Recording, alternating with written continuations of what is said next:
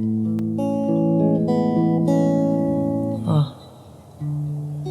terjadi lagi, malaikatku terlambat datang. Apa ada momen yang menurut lu aduh gue sampai sekarang ingat banget tuh gue merasa bersalah, kejadian apa?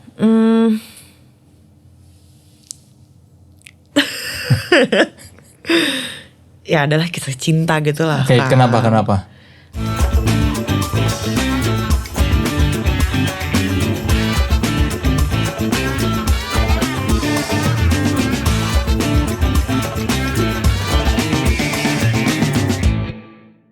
Halo teman sekelas, jumpa lagi di podcast Naik Kelas. Podcastnya mereka yang terus berekspresi namun tetap otentik.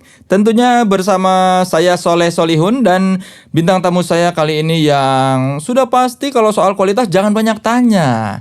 Kalian pasti sudah tahu ya, yang datang kali ini adalah seorang penyanyi. Terus juga dia sudah bermain film 2. Idola anak muda, memesnya banyak sekali. Pokoknya mah dari penyanyi, dari pemain film satu yang sama. Musik itu tetap jadi ekspresinya dia. Jadi dia ini selalu ekspresi baru namun tetap otentik. Saudara-saudara teman sekelas, mari kita sambut Danila Riyadi.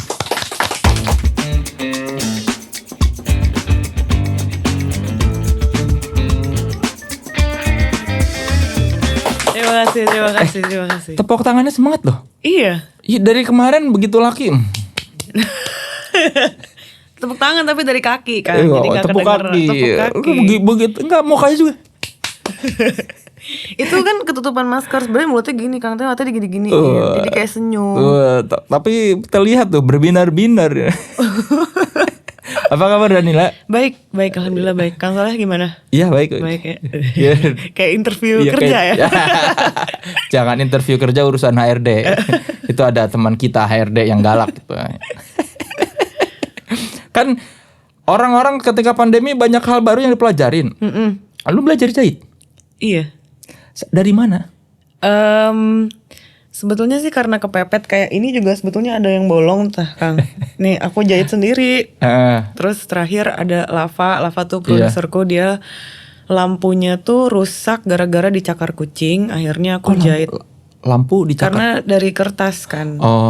Terus ini nggak bisa dipakai lagi. Akhirnya aku jahit kain biasa untuk gantiin si kertasnya. Enggak, lu belajar jahitnya dari YouTube apa gimana? Dari kan waktu sekolah SD diajarin SMP diajarin sulap apa segala macam. Tikam jejak. Yes, betul. Terus jelujur. Iya, nah itu aja. Iya. Berantakan sih, jangan lihat belakangnya. Cuman yang penting tujuannya sama gitu. Dulu belajar jahit apa waktu pandemi gara-gara mengisi waktu atau apa? Mengisi waktu sih Kang. Dan apa ya? Bosen. Masak juga udah jago deh pokoknya kalau masak ya. Apa jago masak apa? Sayuran sih sebetulnya. Tumis karena aku suka tumis. Tapi di sela-sela yang lain kan males ya main PS terus misalnya gitu. Apa yang bisa dilakukan yang berguna? Oh, jahit tuh jadi. Saya dulu aku suka jahit baju kucing. Oh, baju-baju kucing dijahit. Yang sebadan-badan gitu. Dibikin dulu polanya nggak? Iya, dibikin polanya. Cuman baru crop top doang Kang. Belum sampai kaki ya. Jadi baru atas doang. Udah berapa baju kucing yang dibikin? Totalnya sih mungkin 3 kali ya sebetulnya. Masih sedikit banget. Belum banyak ternyata. Belum. Tapi saya bangga. Karena itu apa ya, niatnya sih yang saya bangga sih Kang. Terus selain itu yang mana yang dijahit lagi? Ada lagi nggak? Biasa celana legging karena di bagian selangkangan acap kali bolong. Nggak tahu kenapa. Berarti memang dinamis sekali badannya ya. Atau mungkin karena terlalu ketat pahanya, dia memiliki gesekan sehingga menipis bahannya kan, bolong jadinya. Iya, terus apalagi ya, itu aja sih, baru itu sih sejauh ini. Alat jahit beli sengaja atau udah ada? Alat jahit aku dari kuliah tuh selalu nyimpen alat jahit kecil gini. Paketan gitu karena itu sering bolong. Jadi sekarang pakai yang ada aja, cuman jarum sama benang doang sih. Kebahagiaan apa yang lu dapatkan dari menjahit? Seperti meditasi Kang. Oh iya. Iya, kalau lagi diem gitu, membuat rapi apa, walaupun gak rapi sih, cuman di kepala kita itu seperti rapi aja gitu. Meditasi aja sih Kang itu. Terus ininya apa?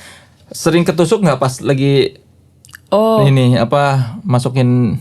Sering paling di luar-luarnya, di kulit-kulitnya. Pernah sekali 2 kali. Soalnya gini kan, deg-degan juga kan.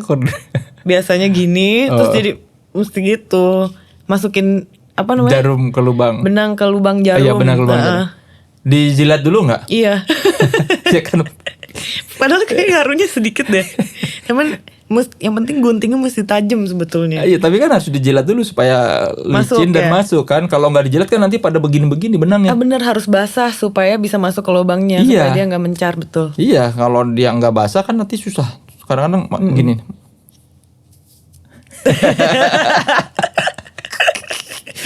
Gila. Ada hubungan nggak antara menjahit dengan bermain musik? Hubungannya paling itu satu tadi, yang meditasi. Jadi fokus sebetulnya, melatih fokusku pribadi. Karena jadinya perhatianku tuh ke benang dan ke bahan. Sama kayak main musik, perhatiannya cuman ke alat musiknya sama lagunya dulu gitu. Emang biasanya gimana fokus perhatian? Mencar, Kang. Gimana mencar gimana? Biasanya justru kalau lagi masak malah kadang-kadang suka mencar. Misalnya masak, terus mikirin apa aja gitu, mikirin salah, tiba-tiba kepikiran salah make up atau kepikiran Andiva lucu, terus jadi ya lupa ini harus digoreng dulu, ini harus kayak gitu-gitu. Saya kan kalau main musik fokus nggak?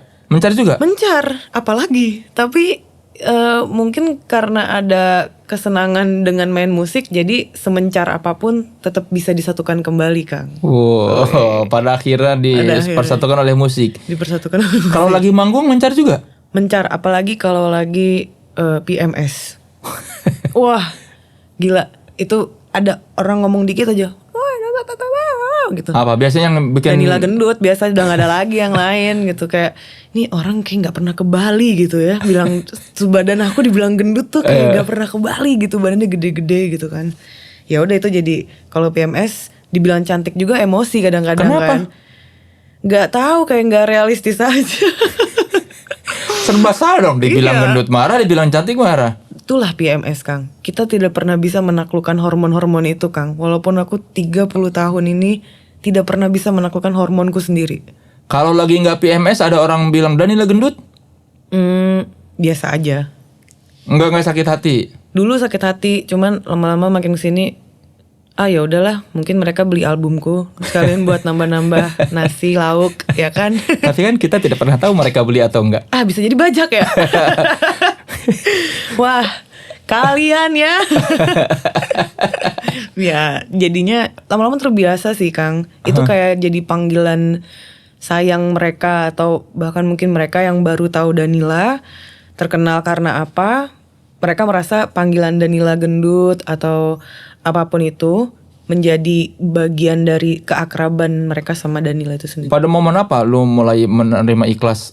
Ini panggilan sayang kayaknya nih.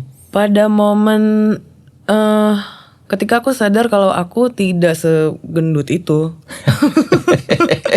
Jadi memang ada momen beratku tuh mencapai SMA tuh berapa ya? 75 ke atas, aku lupa. 75. Sekarang aku di 65. Jadi 75 tuh wah, bulat sekali. Menggemaskan lah pokoknya ya.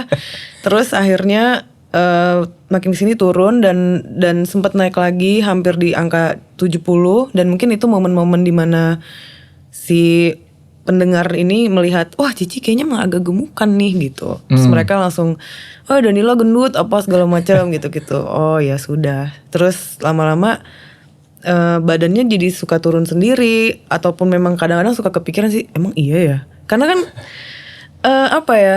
kalau yang dilihat dari perspektif umum gitu di media sosial ataupun di internet, perempuan tuh akan terlihat cantik dan seksi itu ketika mereka mempunyai badan yang proporsional lah, minimal begitu.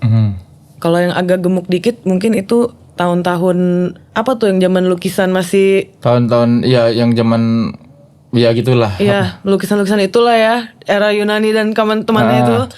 Nah, itu kan badannya biasa aja gitu, bukan yang seksi apa ininya di filler mungkin, aku nggak tahu gimana sebutannya. Filler sih buat hidung sih. Ya, terus jadi akan ada, setiap orang akan selalu ada rasa di mana mereka ingin terlihat menarik sebetulnya, dan ketika itu tidak mencapai standar orang-orang, itu akan jadi hal yang sedikit banyak meresahkan lah. Menurutku sih gitu, dan aku merasa ketika aku dibilang gendut segala macam agak meresahkan juga. Meresahkan buat diri sendiri. Meresahkan buat diri sendiri, karena berarti gue nggak seksi dong gitu. Pikiran begonya mah gitu. Berarti gue nggak oke dong. Terus gini-gini dong. Padahal aku pribadi kan aku nggak suka sama yang kurus gitu, maksudnya kayak pin kasih makan rasanya tuh kalau ada yang begeng gitu. Aduh, kayak Suryo lah temanku tuh itu fotografer ya fotografer mau makan kayak gimana, padahal makannya banyak, nggak gemuk-gemuk gitu kan.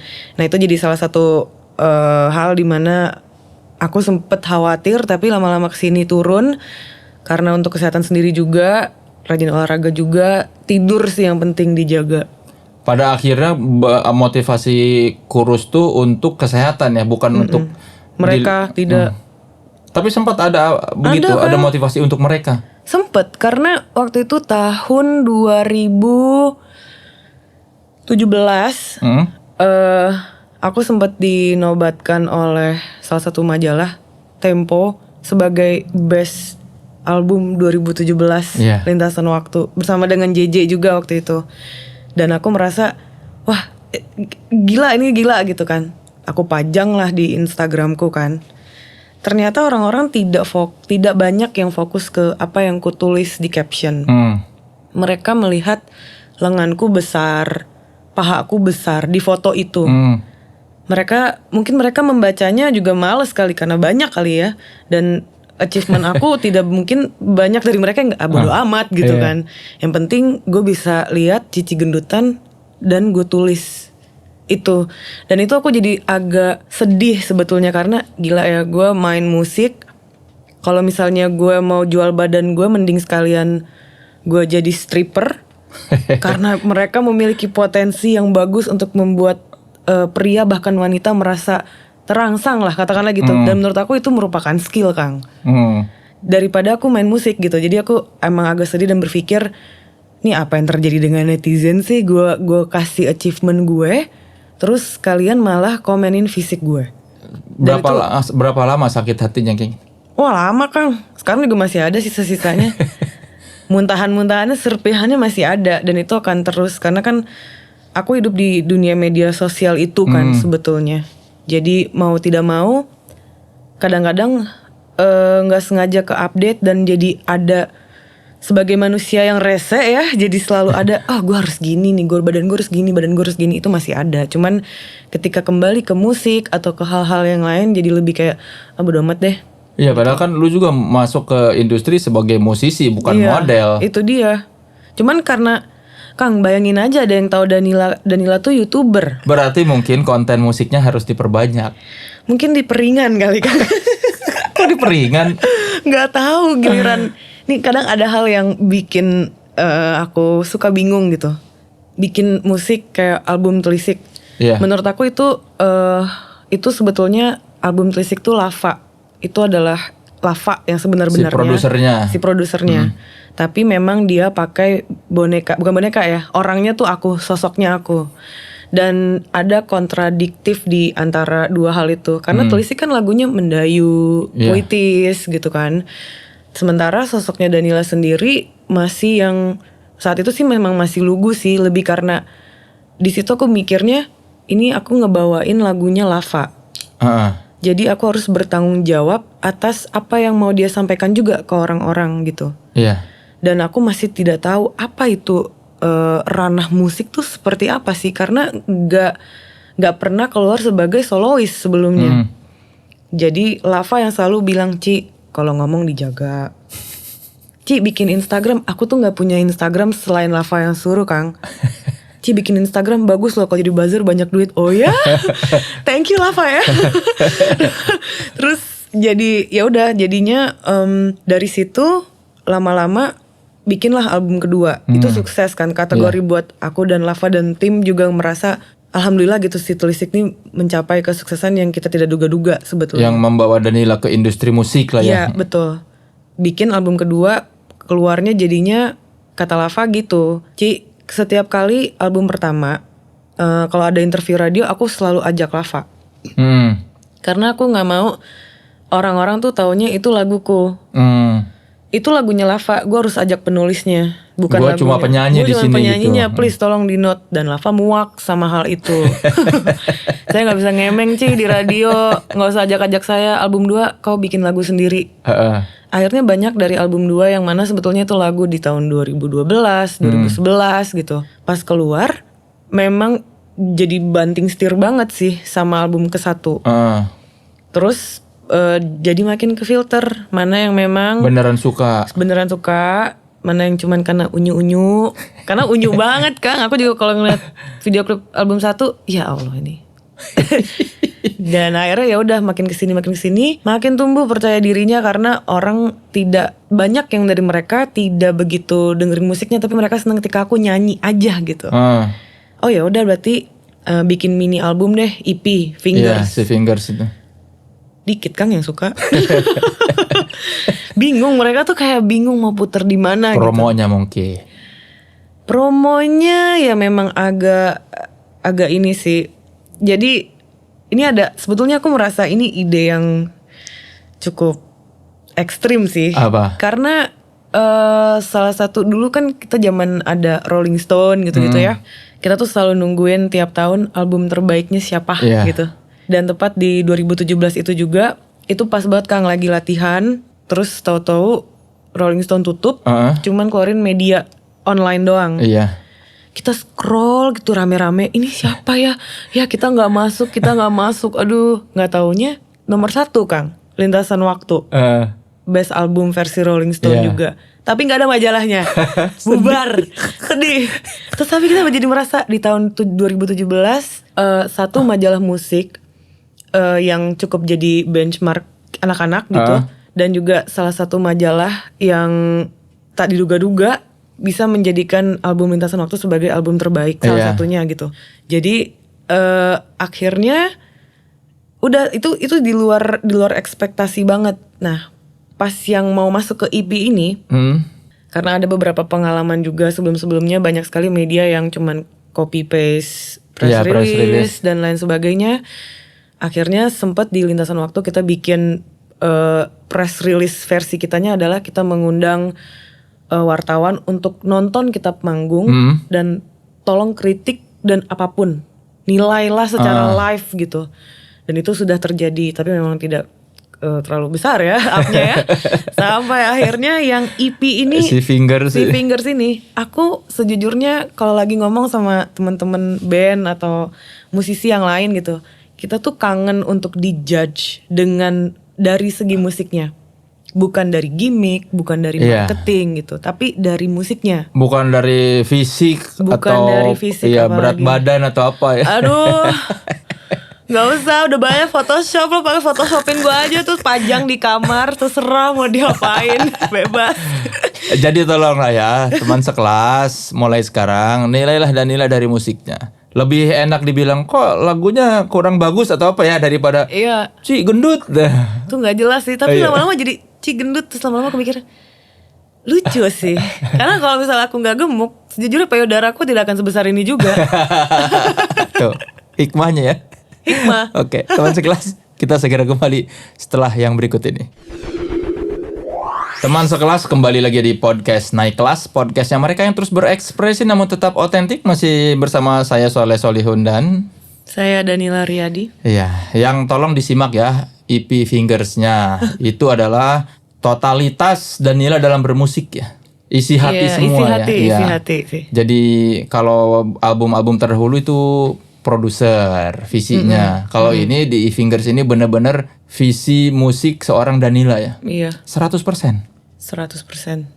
Ya hitungannya sih secara songwriting 100%. Aransemen bisa dibilang 100, cuman yang mainin ada satu lagu Lava. Ya gitu-gitulah. Tapi Danila banget lah ya. Iya, sebetulnya saya tuh membosankan itu loh. Kenapa membosankan itu? Nggak tahu kalau apa ya, kalau kata Suryo gitu, Ci ini lagunya monoton memang, maksudnya begini, tapi ini bentuk statement sih. Jadi EP itu keluar bukan untuk apa-apa, tapi untuk statement kalau Danila tuh ini, dan silakan unfollow, tapi kalau bisa jangan. Kalau kalian nggak suka, silakan follow kalau kalian suka, ibaratnya gitu. Statement apa yang ingin disampaikan emang? Statement bahwa sebetulnya warnanya apa ya? Buah kalau dikupas, dalamnya tuh ya ini. Jadi image Danila yang sesungguhnya tuh ini, menurutku pribadi juga sih merasa demikian jadinya. Tapi pengalaman di Fingers apakah membuat lu ingin bermusik membuat album dengan sendiri lagi atau kembali ke Lava? Tetap ingin bikin sendiri sih. Cuman kadang mut-mutan gitu Kang, misalnya kayak sekarang gitu. Lagu tuh lagi banyak, nada tuh banyak, tapi nggak pernah punya liriknya gitu. Nggak tahu kenapa. Kayak apa ya? Kayak buntu aja giliran bikin lirik tuh yang keluar bahasa Inggris mulu. Sampai kemarin ada yang nanya, "Ci, kok lagunya sekarang bahasa Inggris terus sih, menghilangkan esensi Danilanya?" Emang esensi aing teh kumaha? Senja gitu. Senja dan kopi. Senja dan kopi. Jadi enggak, menurutku semua musisi bebas bikin karya musik dengan bahasa atau jenis aransemen apapun gitu. Berarti udah banyak harapan-harapan tertentu ya dari penelisik tuh. Cuman kadang gini Kang, ada yang kita lupa sama namanya momen Kang. Dan aku pribadi misalnya, Ci ada yang nanya waktu itu kayak kapan bikin lagi karya seperti Telisik.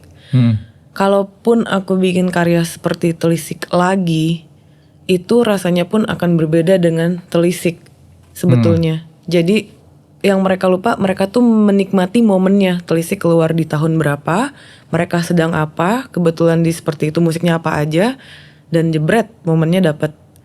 Kalau misalnya aku keluarin sekarang seperti Telisik, aku nggak yakin permintaan atau ekspektasi mereka memiliki momen yang sama itu ada. Jadi mendingan aku bikin semutnya aja, dan rata-rata beda. Makin kesini makin gak jelas. Makin saya sih sebetulnya. Berarti Danila itu sebetulnya lebih ekspresif menulis lirik bahasa Inggris. Iya, lebih gampang kayaknya Kang. Ya walaupun grammarnya jelek ya, tapi gak apa-apa, itu bukan bahasa kita gitu ya. Jadi ada beberapa orang yang ku percaya untuk membantu dalam grammar. Tapi untuk pelafalan entah kenapa keluarnya Inggris mulu. Tapi waktu album Lintasan Waktu, album 2, itu keluarnya justru bahasa Indonesia terus. Jadi emang semua tuh mut-mutan gitu. Iya, makanya Telisik, Lintasan Waktu, terus tiba-tiba Fingers kan judulnya. Karena memang moodnya pengen berbahasa Inggris. Kesitu, iya. Tapi menurut lu lirik lu bagusan bahasa Inggris apa bahasa Indonesia? Inggris. Bahasa Indonesia tuh terlalu metaforanya ini banget lah. Menurutku ya. Terlalu banyak makna. Terus kadang-kadang kayak aku sama Lava gitu, bahkan kayak kemarin latihan gitu, Lava ya kita bawain Wahai Kau lah gitu. Aci saya nggak mau bawain lagu itu. Kenapa? Gak tahu, saya perhatiin liriknya apa sih sebetulnya. Suka kayak gitu. Aku juga suka gitu dengerin lagu, Ci bawain lagu ini ya. Saya nggak mau bawain lagu itu, nggak jelas. Tapi kan itu puitis-puitis senja gitu ya. Cuman di era itu kata-kata itu belum terkontaminasi Kang. Jadi wah ini memang kata-kata yang bagus. Karena kan kebetulan Lava dulu juga jurnalis kan. Jadi dia bilang, aku sempet nanya kok bagus sih liriknya. Saya banyak baca koran Ci, kata dia gitu. Dan dia juga pembaca buku yang apik lah. Jadi banyak yang diserap terus dikeluarin lagi di lirik. Sementara aku kan jarang. Makanya kalau bahasa Inggris liriknya lebih lugas. Lebih lugas, enaknya gitu. Kalau musisi seangkatan yang lu kagumi siapa? Salah satunya? Jason Ranti. Kenapa? Dia tuh cuman batu aja. Dan batu tuh ada di mana-mana Kang gitu. Dia tidak perlu bersinar, tapi dia itu sangat relate dengan orang sekitar. Karena tidak semua relate dengan berlian sebetulnya. Dan aku melihat Jason Ranti itu seperti batu gitu. Orang pasti bisa ya relate ke dia. Dan semua orang itu batu ya kadang-kadang gitu. Iya, itulah. Dan dia yang aku suka tuh, aku nggak tahu ya, aku suka kontradiksi sih sebetulnya. Apalagi di musiknya si JJ dengan vokalnya. Vokalnya tuh lembut banget Kang. Jason Ranti tuh menurutku memiliki vokal yang sangat lembut. Tapi liriknya dia itu dia bahasa Indonesia tuh liriknya tuh. Tapi cuman dia doang yang punya. Dan panjang-panjang lagi. kok bisa hafal ya? Aku salut sama JJ dan juga sama rapper sebetulnya. Tapi lebih salut lagi penggemarnya. Kalau JJ-nya kan yang bikin, ini penggemarnya apa loh?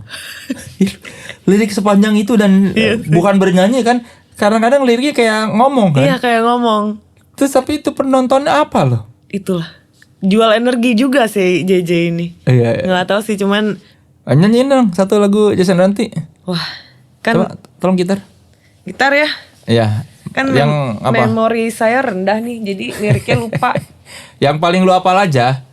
Yang paling, tapi dikit juga ini. Iya boleh. Iya kan emang liriknya si Jason Ranti panjang-panjang.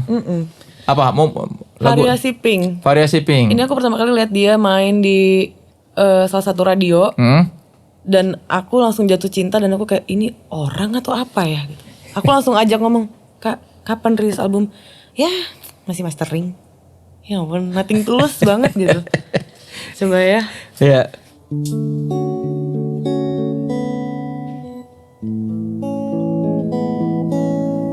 Oh.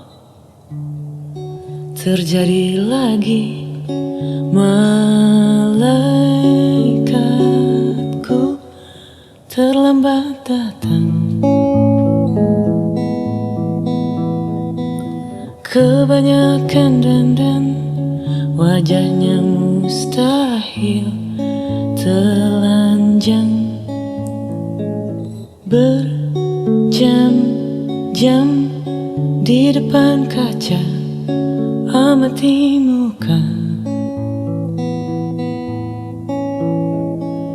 Dia na strawberry. Sungguh tak penting, aku tak ingin lipstick warna pink. Lupa ingin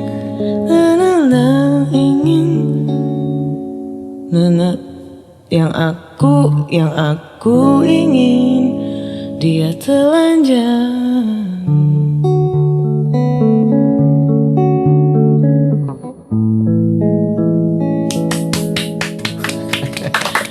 Thank you JJ, maaf liriknya saya putar. Oke, variasi Pink. Tapi di antara sekian lagu emang itu yang paling ini ya? Itu yang jadi apa ya? Iya sih, itu yang nempel. Sebetulnya yang aku suka banyak, tapi lagu itu entah kenapa ada magicnya sendiri, Kang. Dia chordnya cuma 2 dan dia mencerita dan bahasanya tuh ya udah lugas gitu. Dan itu bahasa Indonesia gitu. Tapi terdengar sangat apa ya? Sangat lembut sebetulnya lagunya, dan aku ngerasa JJ turunan Nabi lah pokoknya. Kalau Danila itu yang aslinya yang gimana sih kalau kita lihat di panggung atau di interview atau di lagu banyak sekali warna Danila. Jadi Danila yang asli itu seperti apa? Aku juga nggak tahu sih Kang sebetulnya, cuman ketika ngobrol gitu ya kayak gini aja ini gitu.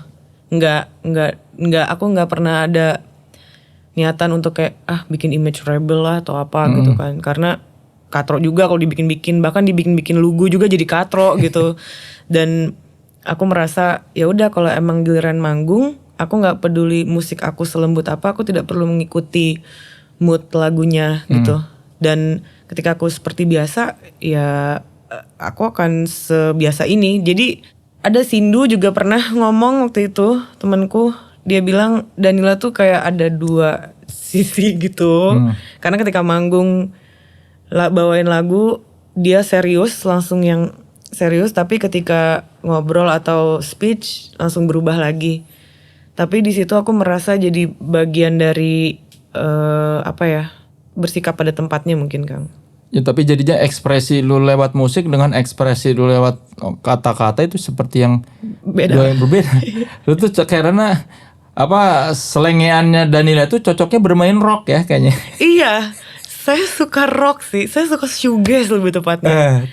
Tapi nggak tahu ya. Aku juga bingung sih, Kang. Setidaknya masih ada lah yang nonton metal pakai baju Danila, itu salut sih gitu kan. Ada nonton metal tuh mereka bangga pakai baju font Danila tuh, aku merasa oke, mantap.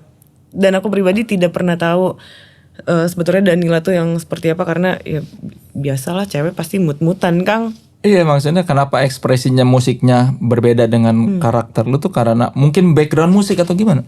Ya dari kecil emang suka denger, nggak suka juga sih, so tau kayak kalau sering denger klasik sih, tapi lumayan sih karena banyak nonton film kartun ya. Di era itu kan lagunya tuh banyak string section dan lain-lain, jadi mungkin agak mendayu-dayunya dari situ.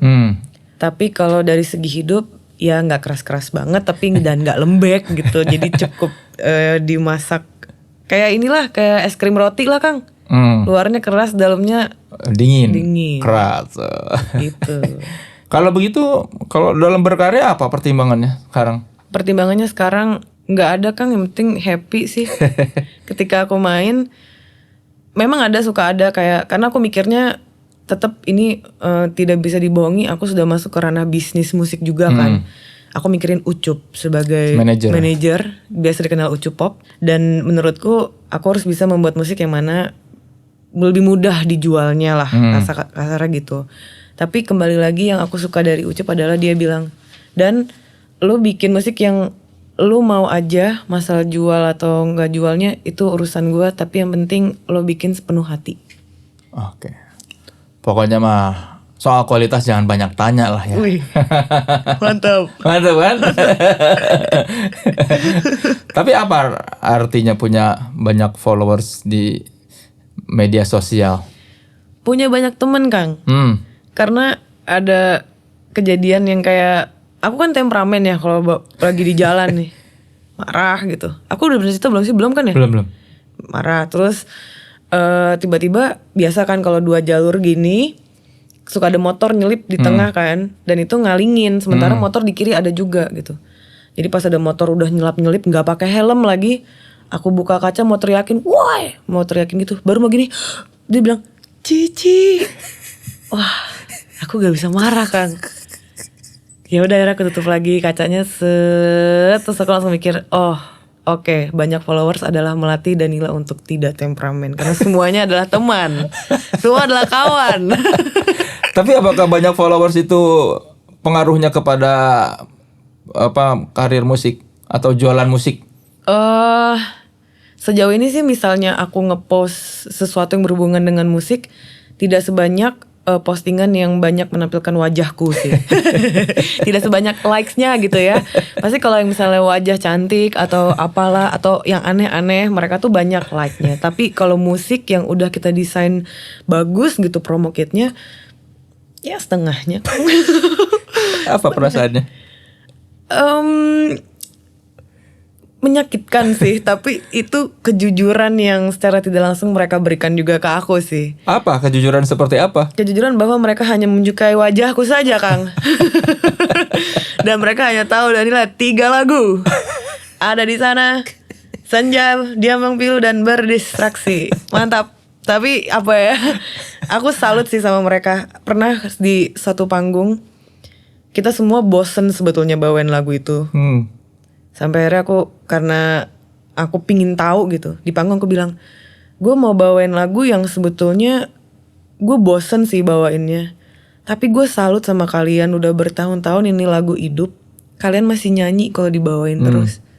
Dan nyanyi juga mereka akhirnya. Dan itu apa ya, kayak itu yang aku salut gitu, mereka tetap mengembrace momen mereka mendengar lagu itu, dan sampai kapanpun mereka dengar, mereka masih mau balik lagi ke 2014 telisik gitu. Jadi tolong ya teman sekelas atau para followersnya Danila di Instagram, kalau Danila sedang promo musik atau membicarakan karya, berilah apresiasi seperti kalian mengapresiasi selfie Danila. Iya, yang penting like banyak aja dulu.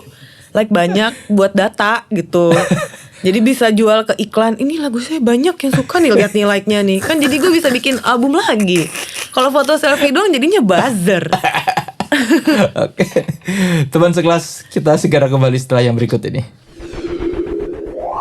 Teman sekelas, kembali lagi di podcast Naik Kelas. Podcastnya mereka yang terus berekspresi namun tetap otentik. Masih bersama Soleh Solihun dan saya Danila Riyadi. Yang soal kualitas jangan banyak tanya.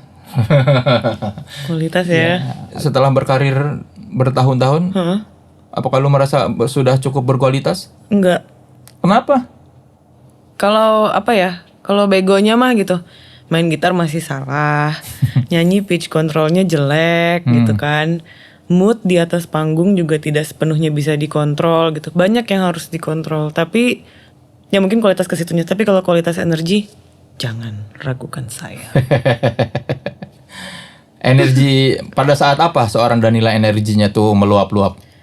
Selain karena minum air mineral. Kenapa ditahan? Pun juga ketika ada transferan masuk. Atau ini lebih tepatnya ketika pada saat mau manggung, aku ngumpul sama timnya sih Kang. Itu yang penting.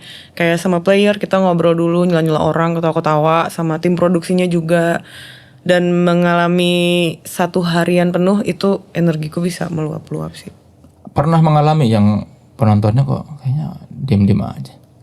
Waktu itu aku lupa kayak pernah manggung sebelum The Sigit, ada yang nyuruh turun. Oh ya? Terus aku bilang, "Tadi dulu gue masih ada 4 lagu lagi, kalau mau keluar aja dulu." Aku lupa di mana gitu. Asli Kang. Insurgent Army pasti tuh. Ya. Karena apa ya? Ya ketika musisi naik panggung ya itu panggung musisi dan penontonnya sebetulnya gitu. Dan setiap musisi punya pendengarnya masing-masing. Jadi aku bilang, "Tenang, masih 4 lagu, kalau nggak keluar aja dulu." Karena aku juga gitu, misalkan aku lagi nonton band, aku nggak mau nonton dia, aku keluar dulu. Nggak usah maki-maki juga. Iya, nggak maki sih untungnya, cuman suruh turun lumayan lah ya. Apa perasaan marah atau? Marah sih, tapi keluarnya nggak tahu Kang, sekarang mungkin udah di tahap mau aku marah mau aku enggak, orang ketawa Kang. Aku di atas panggung mau ngomong apa aja, marah juga diketawain Kang. Oh gitu? Iya. Kayak gimana misalnya? Misalnya Danila gendut, siapa tuh yang ngomong Danila gendut? Udah gitu ekspresinya padahal ini gitu. Wah ini orang gak ada yang serius sih. Cuman sekali doang pernah seumur-umur aku agak marah dan semua diem. Itu di Taman Ismail Marzuki, teater kecil. Lagi ada acara pameran seni. Dan itu aku manggung berdua sama Lava doang, jadi cuman gitar. Pada saat baru masuk Kang, baru masuk gitu, ditepokin, "Danila gendut." Entah dari mana gitu ya. Kalau masih ada yang bilang Danila gendut, saya nggak akan main musiknya. Tapi nadanya biasa aja diem. Dan itu semua diem banget. Sekejap aku langsung kayak, "Woi Dan, ya kali lu marah di panggung." Langsung kayak, "Tapi bohong." Wah langsung ketawa lagi. Guys, itu gue marah sih. Dan kayaknya wah janganlah, mereka tidak berhak mendapatkan itu gitu. Iya, tapi ya sekarang kan santai. Lu mau marah semarah apapun orang jadi lelucon buat mereka. Lawak dong gue. nggak dianggap dong berarti lu marah-marah ya? Enggak, mereka melihat aku seperti tidak pemarah sepertinya. Atau mungkin enggak, kita sengaja bikin Danila marah kita biar bikin kita dia marah yuk. Kayaknya gitu deh Kang. Pada jahil deh. Jadi jangan lupa likes ya. Dan jangan lupa loh, Danila punya single baru namanya Fever Coaster. Oh iya betul. Bahasa Inggris liriknya kan. Inspirasinya dari mana Fever Coaster? Dari kesalahan pribadi Kang. Gimana? Aku nggak tahu sih. Aku banyak ya, manusia banyak gitu ya ngelakuin salah. Kadang kita tuh walaupun udah minta maaf dan lain-lain tuh kayak terlambat gitu loh. Misalnya aku ngelakuin salah sama Kang Soleh. Aku tuh udah minta maaf banget, udah merasa bersalah banget. Segimanapun Kang Soleh tuh udah kayak tidak bisa kembali lagi seperti dulu berbicara denganku. Dan buat aku itu rasanya seperti demam dan pusing ketika inget-inget kesalahan aku. Kayak jadi mikir, kenapa ya gue mesti ngelakuin itu dan kenapa gue harus minta maaf sebegitunya. Kalau udah tahu minta maaf sebegitunya, tidak bisa mengembalikan semuanya juga gitu. Tapi banyak memang begitu perasaan-perasaan bersalah seperti itu. Bersalah banyak Kang, menyesal enggak. Bersalah banyak karena secara tidak langsung berarti kan ada sesuatu yang terluka gitu atau apapun dari si orang ini terhadap apa yang aku lakukan. Mau aku bilang hilaf kayak, mau aku bilang enggak, manusia begitu. Cuman ketika sudah tidak bisa lagi ya udah. Apa ada momen yang menurut lu, aduh gue sampai sekarang ingat banget tuh gue merasa bersalah. Kejadian apa?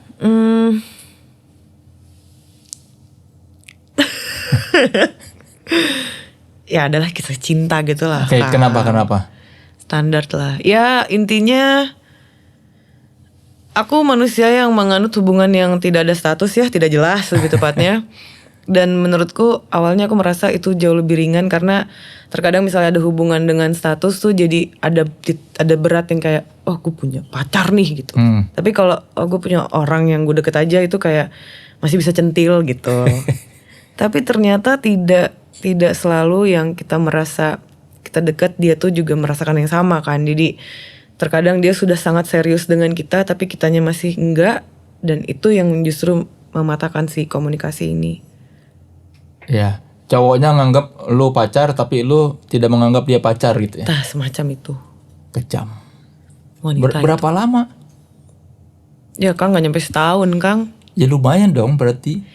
Lumayan sih, cuman harusnya warnanya bukan merah sih endingnya Kang. Harusnya? Warnanya bisa, aku gak minta biru muda, tapi setidaknya gak merah sih. Ya berarti keinginan dia berbeda dengan keinginan lu. Itulah, kita kurang komunikasi, kebanyakan ciuman Kang.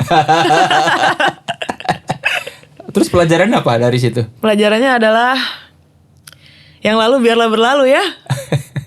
Mungkin lebih ke nggak tahu sih, memang komunikasi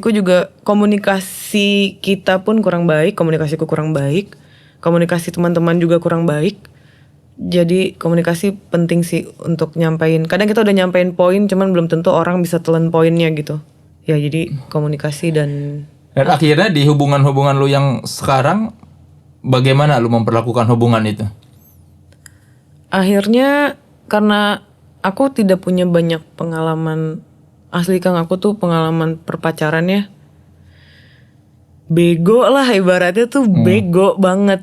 Jadi sekarang aku bener-bener ngomong udah ceplas-ceplos aja. Gue gak suka, oh gue suka, oh ini enggak, gue gak suka lo gitu, bye. Udah selesai. Jadi lebih gitu. Gue pernah deket sama si ini, gue sekarang lagi deket sama si ini. Karena aku takutnya, aku sangat menghindari pendekatan sih Kang. Pendekatan tuh itu tajam sih menurut aku. Orang itu bisa berubah kalau dia memiliki uang yang banyak, dia memiliki kekuasaan yang tinggi, atau dia suka dengan alat kelamin. Itu bisa merubah manusia. Kamu ngangguk-ngangguk ya? Kameramen. Aduh, jadi gitu. Dan menurut aku akan ada waktunya orang itu akan berubah dari PDKT sampai nanti. Jadi aku lebih baik dari sekarang. Karena untuk sekarang dan seterusnya gue akan seperti ini. Maka sebelum lo mencapai titik dimana, kan ada banyak tuh yang kayak dia sekarang makin gini deh, dia sekarang makin gitu. Enggak, aku sih dari sekarang gue tapi tai gue nggak ada baunya. Jadi lo makan atau enggak itu urusan lo. Kalau lo makan, maka gue akan makan tai lo juga gitu. Kan cinta itu tai katanya. Kata mama sih, cinta itu tai deh. Kenapa tai? Tai, karena tanpa tai kita mati Kang. Itu harus keluar dari badan kita. Fever Coaster itu produsernya siapa atau yang bikin musik? Yang bikin musik Lava sih sebetulnya aransemennya. Cuman kita ini unik Kang. Jadi si Lava itu kan gitaris juga, tapi di Fever Coaster ini dia itu tidak mau main gitar justru. Jadi yang ngisi gitarnya itu aku. Satu lagi elektriknya itu Randy James, bassnya Galang Perdana, drumnya Edward Manurung, dan pianonya Ota Tarega. Jadi Lava emang kayak cuman aransemen musiknya full, abis itu udah teknisi juga, nyolok-nyolokin kabel gitu. Saya pokoknya saya gak mau main gitar, saya cuman mau jadi produser yang gak megang alat musik sekarang. Dan ini lagu yang dibuat benar-benar di masa pandemi, di mana masing-masing take di tempatnya masing-masing. Iya, itu dia. Kita ada split take, satu di Bandung, satu di Jakarta, di tempat masing-masing juga, latihan juga. Ya semoga banyak yang suka ya. Iya. Ya silakan disimak di platform digital ya, betul. Yang kalian suka ya teman sekelas. Nah karena sudah di ujung perjumpaan kita, maka saya harus ucapkan terima kasih buat Danila Riyadi. Sama-sama Kang Soleh. Danila Riyadi berangkat dari musisi yang hanya menyanyikan lagu tanpa membuat lagu sendiri ya. Di album Telisik gitu, Lava yang membuat, terus Danila telah berevolusi menjadi seorang solois. Bisa mengklaim sebagai singer-songwriter sekarang ya. Iya, lumayan nih. Buat Wikipedia lumayan, Kang. Karena di album Fingers kan itu benar-benar menyanyikan dan membuat semua lagunya ya. Iya. Ya, jadi Danila sudah naik kelas dari hanya seorang penyanyi menjadi seorang singer-songwriter yang juga influencer. Oh, itu pasti kan? Itu sudah pasti dong. Itu sudah pasti. Influencer. Iya. Bahkan main film juga. Wow. Dan Danila membuktikan bahwa tidak hanya naik kelas, tapi dia meskipun berbagai macam ekspresi, ada ekspresi baru tapi tetap otentik. Wah, bagaimana? Keren kan? Keren kan? Deskripsi dari saya? Keren. Nggak ada buduknya, Kang. Nggak ada buduknya. Halus. Sekali lagi terima kasih teman sekelas sudah menyaksikan podcast Naik Kelas, podcastnya mereka yang terus berekspresi namun tetap otentik. Jangan lupa saksikan terus podcast Naik Kelas di kanal YouTube ini minggu depan dengan bintang tamu yang juga menarik, dan soal kualitas jangan banyak tanya, sudah pasti bintang tamu di sini ekspresif dan otentik punya. Terima kasih Danila ya. Sama-sama. Semoga karirnya kita doakan makin cerah. Amin. Ya. Sama-sama untuk Kang Soleh ya, dan saya. semua. Oke. Dan juga kameramen yang bahagia sekali bekerja hari ini. Saya Soleh Solihun. Saya Danila Riyadi. Mari kita saksikan teman sekelas Danila Riyadi dengan Fever Coaster.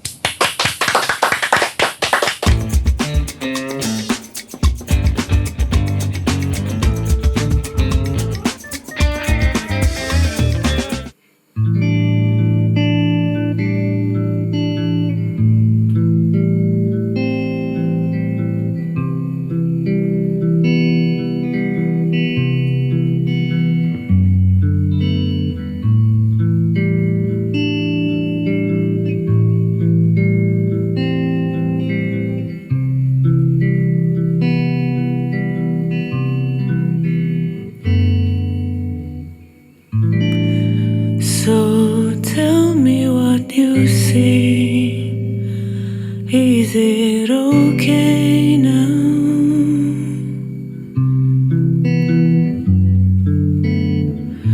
Will you take a chance to blow away the horrible ones?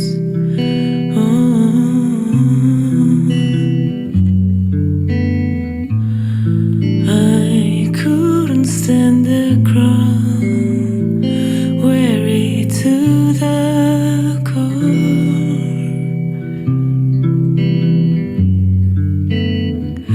Did I turn you apart so that you hate me so much?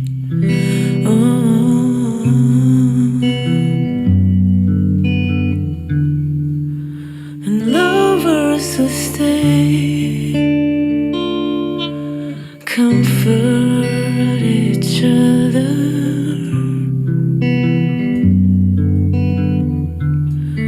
It's easily break with keeping up the lies. It's like fever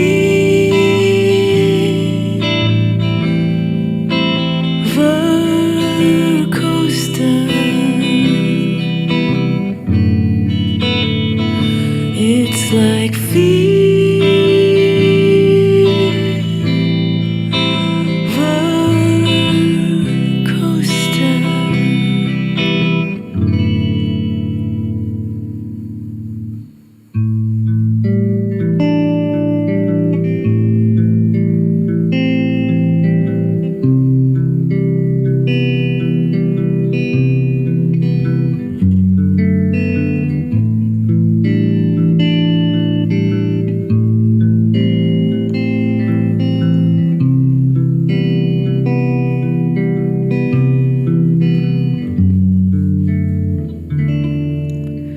lovers who stay comfort each other.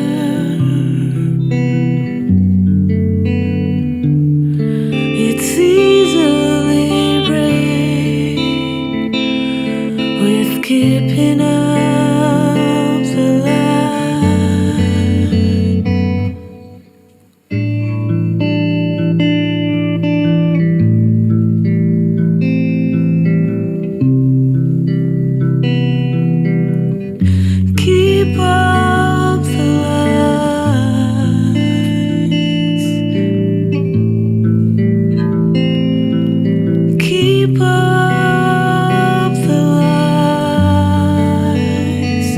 It's like